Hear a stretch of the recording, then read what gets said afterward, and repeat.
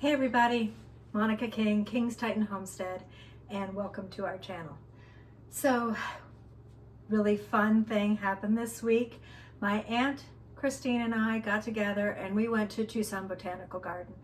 Here are just a few photos, don't want to show a whole lot because you need to go. You just have to. It's wonderful. Take your kids as well. They have a really neat garden train set up. And it's just so beautiful what they have done.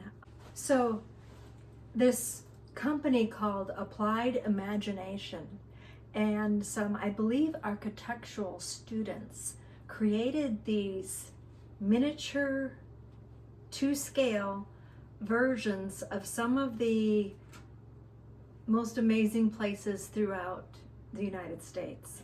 So like they have San Javier, and so that's the one I'm going to share. So these are all made out of natural materials like acorns and walnuts, and just it's so amazing. I mean, like, you really must go. They're all made with natural materials. Oh wow. A friend of mine, we're beekeepers, and a friend of mine who does the bee removals for here, he had to do a bee removal from one. So the garden train area was my favorite. Second favorite was the punch bug, the little Volkswagen. And it was so adorable. I like really, it's like I want to do this in my garden now. I left the Tucson Botanical Garden with so many different ideas of things that I want to recreate here. They had some wonderful ideas, such as, you know, like Ocotillos of the World display. They also had an aloe area where it was just aloes. Now that's something I've already tried to start doing, that the puppies have like wiped out on me, so it's like something I gotta start all over again.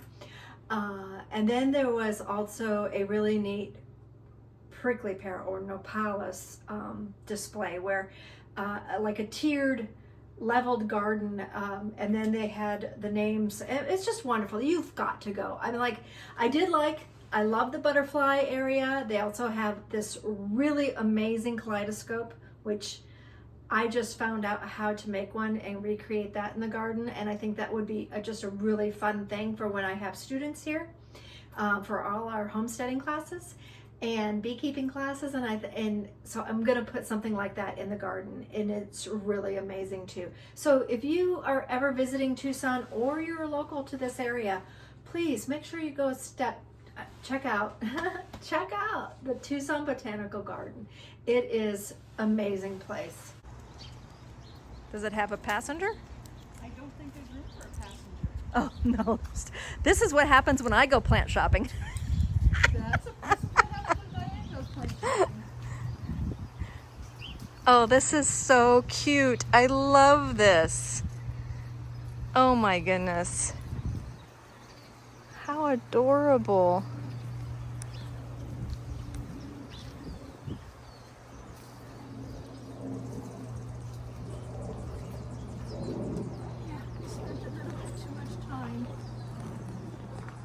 I think he has expired, but he has a smile on his face. Or her face. Oh, look at there. Throwing a pomegranate out of there. Next up, we had a friend of ours, Ryan, who does some mechanic type work and things for us, who is just he's like a thinker. He likes to think about how to solve a problem. And unlike many other problem solvers, he actually comes to a solution. So here is what we are working on the RV. Is we have to figure out to make sure that all the electrical is working in there, and how we can make it more comfortable for when we have guests. And so Ryan started working on that, and we had a kit that we basically put together. It was almost plug and play, basically. I mean, plug and play. So simple to put together. It was a Harbor Freight kit. And so if you're afraid of solar and you want to just like put something simple together, go down and get a Harbor Freight kit. And this one was gifted to us. but we have this really neat idea of putting together a mobile charging station so that we can take this kit, and I have in the boneyard, we have an ATV old trailer that's just sitting there. We just need tires on it.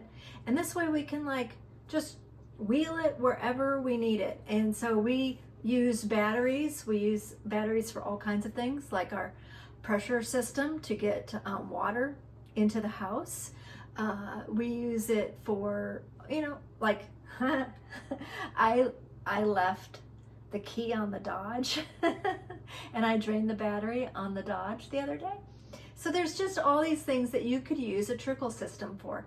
And in these days, like if anybody's paying any attention to what happened when the hurricane came through, and all these these individuals that have not lost their possessions, their home, their lives, but people that are like on the outskirts of where the severe damage was, but they're still in need because they don't have any of these backup systems put into place. So even though they might have a well, they have no water because they have no electric. And so things like this, these 12-volt batteries, would be things that you could like secure a backup system so that you don't have a problem. And the less people that need assistance during these times, the more those people that can help can focus on those that really, really need it. Other people should have already been able to take care of themselves for a week without electric. I'm sorry to say that. Maybe I'm cold, but that's just all there is to it. Every single person in the United States needs to be prepared to be without electric for a week, in the heat or in the cold, in extreme temperatures. You should be ready for it. You should not be relying on somebody else to take care of you or your family.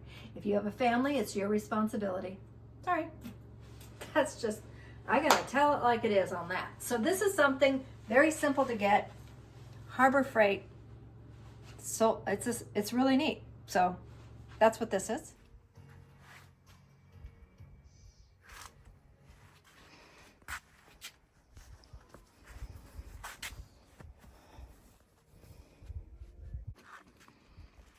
Okay, so we have the 2 golf cart batteries inside of this little cart here, and they're being charged by this kit that Cheryl and Eldon gave us before they moved. And we are actually, Ryan had a really great idea when he put it on this trailer in order to keep it up and away from the puppies.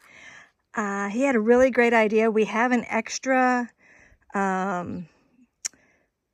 trailer in the back, boneyard, that would hook up to ATV, and we could actually create a portable charging station so that we could move this around to our different locations in order to be able to charge up our batteries, which I absolutely love this idea. At first we were thinking about putting a permanent structure up, but I think this is fantastic idea. We have to go over it with Dan yet. Lastly, on this video, what I'm going to be sharing is a open air hive that was nestled so deep inside of a grapefruit tree that the homeowners didn't even know it was there. They literally thought that this hive had got established in the last couple days. And once we got in there, and we exposed all the comb and realized that it was an older hive, probably arrived in springtime, was much, much larger at one point in its life. And this colony was actually declining. It was in decline. They, most all of their honey stores were gone. They, had small patches of brood, nothing gigantic, but their sheets of comb were, huge. So they definitely were in decline. And so these homeowners definitely saved these bees because like they were not going to make it through winter. So congratulations on saving the bees. Right now they are in the apiary and sucking on a gallon of sugar syrup. They're very happy.